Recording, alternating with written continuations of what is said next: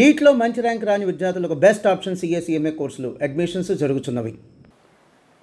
వాడు అవన్నీ కూడా దొంగొట్టేసారు. అవతల వాడు గెలిచాడు. ఏరా నేను చెప్తున్నాను కదరా చూసావంటే మన పక్కనే ఉన్నాడు కదా, మనకేం చెప్తున్నాడు కదా ఎవడు అవతల వాడికి మొత్తం ఏమేం చేస్తున్నాడు వాడు తీసుకెళ్ళి మన ఎదురుగానే, మన కళ్ళ ఎదురుగానే. అంత మహానట్లు ఉంటారు అక్కడ. Only councillor after all councillor. ఇంకా ఎంపీ ఎమ్మెల్యే ఎన్ని వెన్నుపోట్లు ఉంటాయి అక్కడ, ఎంతమందిని మేనేజ్ చేస్తూ ముందుకెళ్ళాలి. మొత్తం ఒకటి మనుషుల్లోనే. ఇప్పుడు రామారావు గారు వచ్చిన టైంలో నా తెలిసిన ఫ్రెండ్స్ ఒక్కొక్కడు 40 ఓట్లు 50 ఓట్లు వేశారట. అంటే ప్రభుత్వ ఉద్యోగులు కానీ పోలీసులు కానీ అందరూ కూడా ఆయన రావాలని కోరుకున్నారు. అందుకని పోలీసులు పక్కకి వెళ్ళిపోయేవాళ్ళు, ప్రభుత్వ ఉద్యోగులు పక్కకి వెళ్ళి ఆ సీట్ బొక్కు ఇచ్చేసి పక్కకి వెళ్ళిపోయేవాడు. ఒక్కోడు 40-50 ఓట్లు గుద్ది పడేసేవాడు అభిమానంతో. అంత ప్రేమగా ఎక్కడుంది ఇప్పుడు? మారిపోయాయన్నీ. ప్రతి ఒక్కరు రూపాయి కోట్లు ఖర్చు పెట్టాల్సిందేగా. ఇంకెందుకు ఇది చేయటం అంటే వాళ్ళని చెడగొట్టడం తప్ప. బియ్యం రూపాయికి 2 రూపాయలకి ఇచ్చి టీ ఏమో 10 రూపాయలు ఇక్కడ. వాళ్ళని చెడగొట్టమే కదా. వాడు ఏ పని చేయకుండా ఒక పక్కనే మందు షాపులు పెట్టి అని నువ్వు డబ్బు ఇచ్చి చెడగొడుతున్నావు మనం వాళ్ళని, ప్రజల్ని. ఆ డబ్బు తీసుకోకుండా ఓటేయమనండి, అప్పుడు కరెక్ట్ రాజకీయం వస్తుంది. చాలామందికి మేము ఖర్చు పెట్టలేదు వచ్చేసామంటే ఉత్తమాటలే. ఎవడొకడు ఖర్చు పెట్టాల్సిందే.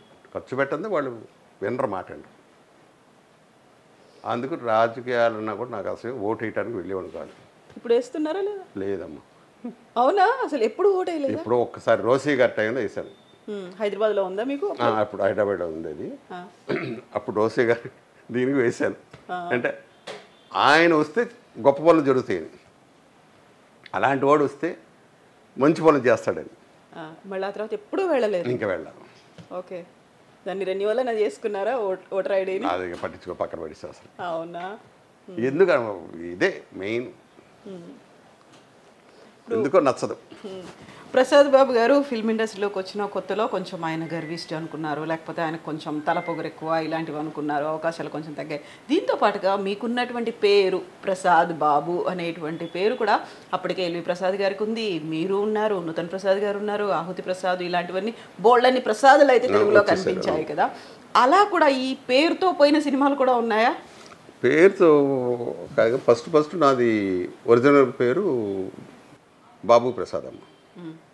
బాబు రాజేంద్ర ప్రసాద్. అసలు నేను రాజేంద్ర తీసేసి బాబు ప్రసాద్ పెట్టుకున్నాను. ప్రసాద్ బాబు అయింది తర్వాత.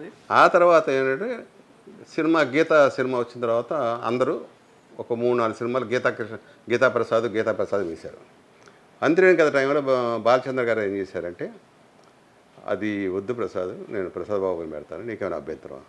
సార్ మీ ఇష్టం అండి, మీ బ్యానరు, మీ సినిమా, ఏ పేరుని పెట్టుకోండి. దాంతో ఆయన ప్రసాద్ బాబు అది ఫిక్స్ అయిపోయింది. అప్పటి నుంచి వేరే వాళ్ళకు ఉందా అని ఎప్పుడు ఆలోచించలేదు. ప్రసాద్ బాబు ఓకే అంతే, ఇంకా అలాగా ఫిక్స్ అయిపోయింది.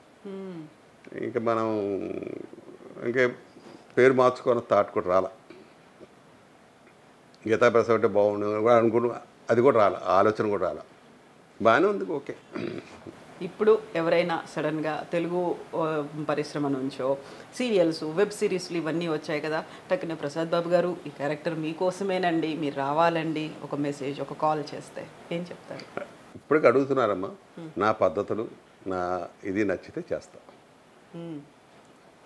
ఎప్పుడు అంతేనే, నా పద్ధతులకి నచ్చితే ఆ సినిమా చేసేవాడిని. ఒక డైరెక్ట్ నచ్చకో, ప్రొడ్యూసర్ నచ్చకో, ఆ కంపెనీ బ్యానర్ నచ్చకో ఉంటే కూడా చేసేవాడిని కాదు. తప్పుకునేవాడిని. షూటింగ్స్ వేరే బిజీగా ఉన్నాను. ఇప్పుడు కూడా కండిషన్స్ అప్లై? అదే కండిషన్స్ అప్లై.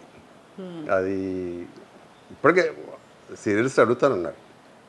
నా పద్ధతికి కొంతమంది నచ్చుద్ది, కొంతమంది నచ్చదు.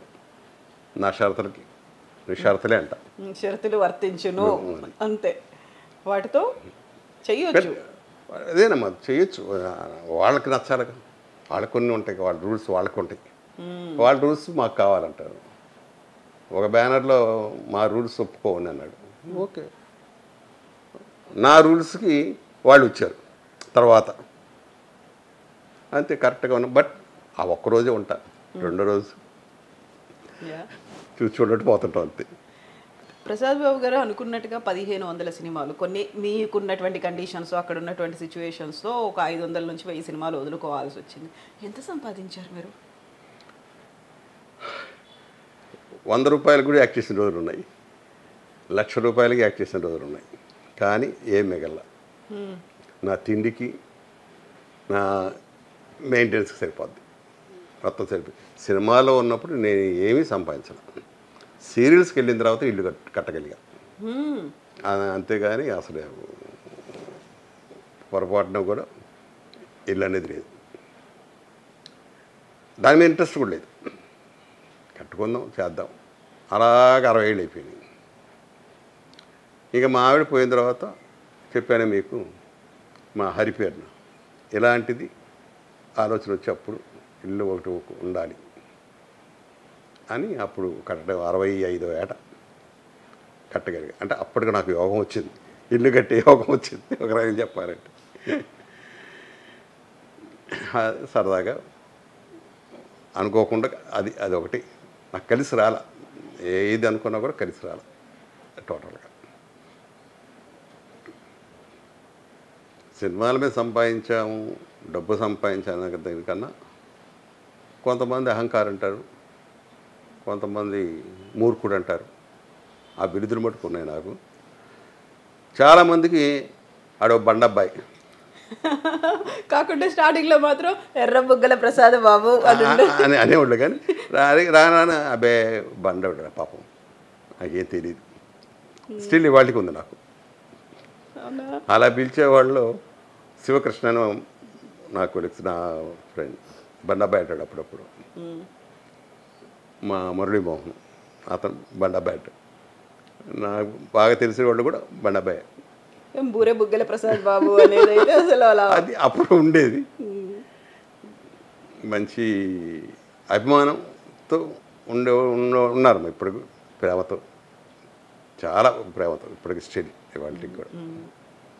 మీరు చేసినప్పుడు ఆ కాలంలో మీకు బాగా వెరీ క్లోజ్గా ఉన్నటువంటి కృష్ణ గారేమో పద్మాలయ స్టూడియోస్ అని పెట్టారు. మురళీమోహన్ గారు కావచ్చు, శోభన్ బాబు గారు కావచ్చు, రియల్ ఎస్టేట్ అంటే అప్పుడు భూములు విపరీతంగా కొన్నారు. ఆ టైంలో మీకు ఇలాంటి సజెషన్స్, ఇలాంటి థాట్స్ ఏమీ రాలేదు? లేదు, అస్సలు ఏ కోసాను కూడా ఆలోచన రాలా. ఎందుకనో మరి తెలియదు నాకు. అది ఫస్ట్ నుంచి కూడా ఏదో ఒక 100 గజాలకు 200 గజాలు ఎందుకు, ఇదే ఆలోచన. ఎందుకు నెక్స్ట్ మీ పిల్లలు ఉన్నారు, వాళ్ళ కోసం కావాలి, అది ఉంది కదా మనకి అన్నదే ఆలోచన. చాలు సరిపోతుందిలేని. ఇప్పుడు అవి కూడా లేవని అన్నీ అయిపోయినాయి. అవి కూడా చెప్తున్నాం. ఆ చిన్న ఆలోచన ఎందుకు ఫస్ట్ నుంచి నాకు ఆ భూముల మీద కానీ, ఎందుకు ఫస్ట్ చూసాను నేను ఆ భూములన్నీ ఇండస్ట్రీగా రాకముందే చూసా. అందుకని ఇప్పుడు 1000 గజాలు 500 గజాలు అంటే నాకు అసలు ఎక్కదు. అవునా? ఇప్పుడు ఎలా అయితే ఫిల్మ్ ఇండస్ట్రీలో ఇన్నేళ్ల నుంచి ఉన్నారో, వాళ్ళు మా వారసులు రావాలి అనే ఒక తాపత్రయం ఉంటుంది, వాళ్ళ కోసం మా ఆస్తులు సంపాదించాలి, రియల్ ఎస్టేటో బిజినెస్లో ఇంకోటో చెయ్యాలి అనేది ఉంటుంది. ఈ రెండు మీకు లేవు? నాకు లేవు. మంది కాదు అది, ఈ జన్మకి ఇంతే. కొంతమంది నేనేమంటానంటే బాకీ రుణం, ఎవరికో రుణాలు ఉన్నాయి, అందుకే వాళ్ళు రాత్రి బోళ్ళు అలా కష్టపడుతున్నారు ఇలాగ అనుకుంటాను నేను మనసులో. ఆ రుణాలు తీర్చేసిన తర్వాత ఎవరూ తీసుకెళ్ళం, అందరం ఇక్కడ వదిలేయాల్సిందే. మొన్న ఫ్లైట్ ఏంటమ్మా, ఒక్క క్షణం ముందు ఎవరన్నా ఊహించారా? ఆ అరుపులు అవి వింటుంటే నాకు 2 రోజులు నిద్ర కూడా పట్టట్లా.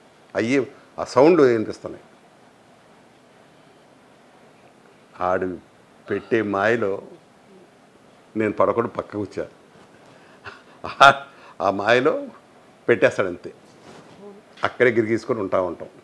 ఎంత తీసుకెళ్ళిపోతాం, ఎంత మనం ఉంచేసుకుంటాం. మనిషికి ఎంత కావాలమ్మా? ఒక మనిషికి 1 కోటి రూపాయలు, నాకు తెలిసి 10 లక్షలు హ్యాపీగా బతకచ్చు. 1 కోటి రూపాయలు తర్వాత ఏం చేసుకుంటుంది దాన్ని? పెద్ద పెద్ద బంగళాలు, కార్లు, స్థలాలు, వాళ్ళ కోసం షేర్ మార్కెట్లు, బ్యాంక్ బ్యాలెన్స్లు, ఇవి కాదా? అవసరం లేదా? అక్కర్లేదమ్మా. ఎవరు బతుకుతున్నారు ఆ ఇళ్లలో? గుర్ఖాలు, మేనేజర్లు, పనోళ్ళు, అంటే వీళ్ళందరికీ బాకీ. వీళ్ళందరికీ బాకీ, ఏ జన్మలో బాకీ.